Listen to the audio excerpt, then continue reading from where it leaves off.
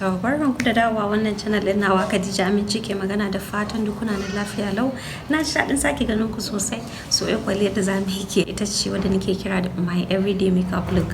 Irin kwalliyar da nake fita da ita ko da yaushe, irin ta nake fita da ita ko ina son in dai yi kyau, in yi looking presentable, ka in yi dai to kun dai gane dai kana son ka dan yi kyanka kuma dai baka aka kai kwalliya da yawa, kun gane irin abu. To irin wannan kwalliya nake. Da fatan za ku ji daɗin kallon wannan bidiyon nawa, kuma da fatan za ku ƙare da shi. Dan haka ku ci gaba da kallo ku ga yadda ne wannan kwalliya. Kullum farko na tashi da safe na yi wanka na shirya, ina samun fuska na wannan vitamin E moisturizer din yana da kyau sosai. Gana saboda tsananin son shi har ya kusa ƙarewa. Ina ɗiba haka sai in sassaka ma fuska na.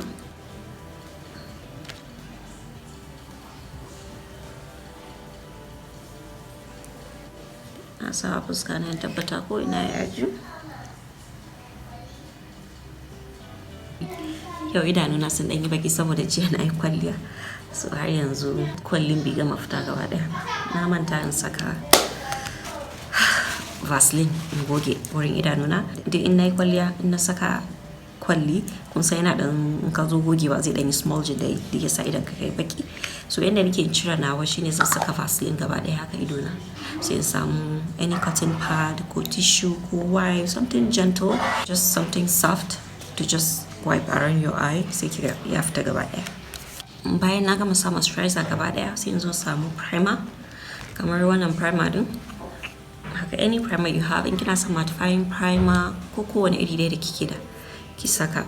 In kina da oily skin ki nemi mattifying primer ki saka. In kuma kina da dry skin ne sai ki nemi oil ɗinki haka ki sa ma fuskan ki, sannan ki fara sai ki sa moisturizer da sauransu. Ina ɗiba kaɗan zan sa ƙasan idona inda nake samun dryness nan wurin, sai na ɗan saka sama hanci na. So bayan na gama sai yanzu in ɗauki foundation ina, kun ga foundation ɗin nan V-Beauty sunanta.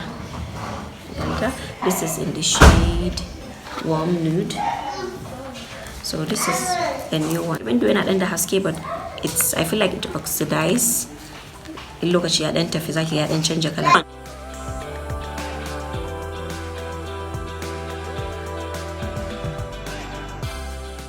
Kuma foundation ɗin nan is very cheap. It's just 2,000 and it works magic, to be sincere.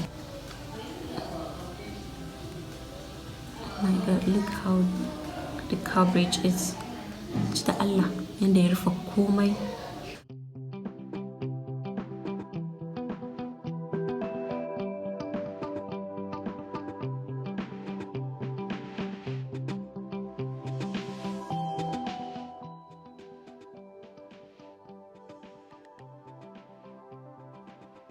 Ga idona yana da baki, so shi ma zan saka mashi foundation.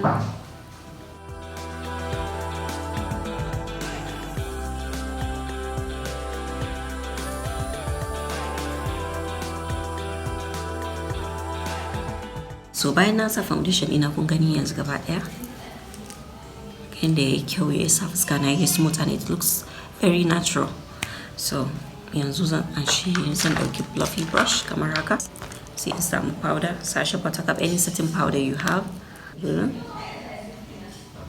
San idona haka in fara setting din shi.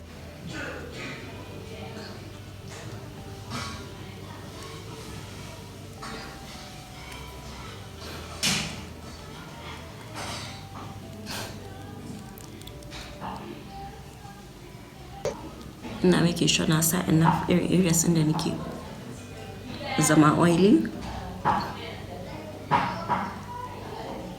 Bayan na gama sa foundation zan zo ɗauki MAC Skin Mineralize Finish in Dark, da ni setting fuskan kaɗan zan sa ba da yawa ba.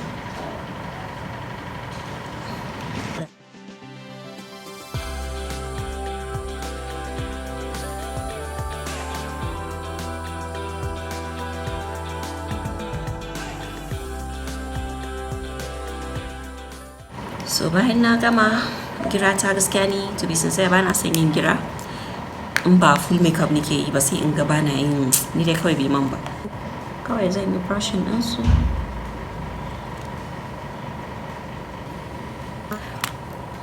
bayan na gama sai zo sa mascara, saka mascara. I love mascara don haka ina sata da yawa. Ina sa many coats. Inda ban yi brows ba sai nake ga kamar ina yi mascara na sa lashes na mascara da yawa zai dan sa in ƙara fitowa. Even though dai kun san ba wani kwalliya muke so ba, kawai dai muna son mu looking nice and presentable and natural as well. See, lip gloss. Kawai ina saka clear gloss ne kaɗan.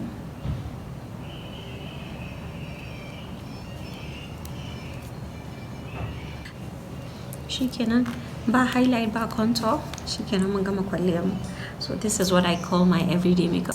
Kun dai gani ba wani abuwa muka saba, just powder ne da foundation, shikenan. Ni ko girata ma bana sanyi, cause in na gira sai aga kamar kayi kwalliya din nan da yawa, kuma ni sai gaba ma ta yi min kyau ne gaskiya. Shi yasa bana yin gira na, zan bar shi haka nan kawai in tafiya na. Irin masu zuwa office din nan su ma kana son ka dan yi kyan ka, baka san aga kayi too much makeup, kawai ki irin wannan shine best, cause I always wear it to office too. Kun gani wani ma in ya gani ba zai ce na yi kwalliya ba, zai ce ah masha Allah. Mun ga fuskar ta so smooth, ba spots, kin gane ba, even though dai akwai some rashes going on, kun sani dai lokacin watan nan ya zo to amma an babu su zaka ga za ce ah masha Allah, skin ɗinki kai yana da kyau, ba a san na ji na ɗin yan kwalliya ta ba. Na gode sosai da kallon channel ɗin na, kuma na gode kwarai da subscribers ina. I just can't believe it. I've gotten about 3,000 subscribers. It's just unbelievable. Na gode kwarai sosai. Na kuma ta kun ji daɗi ko bani thumbs up, kuma in baki subscribe to channel ɗin na ba ki subscribing, kuma leave me any comments, give me any suggestions. Thank you so much for watching, and I'll see you in my next video. Bye.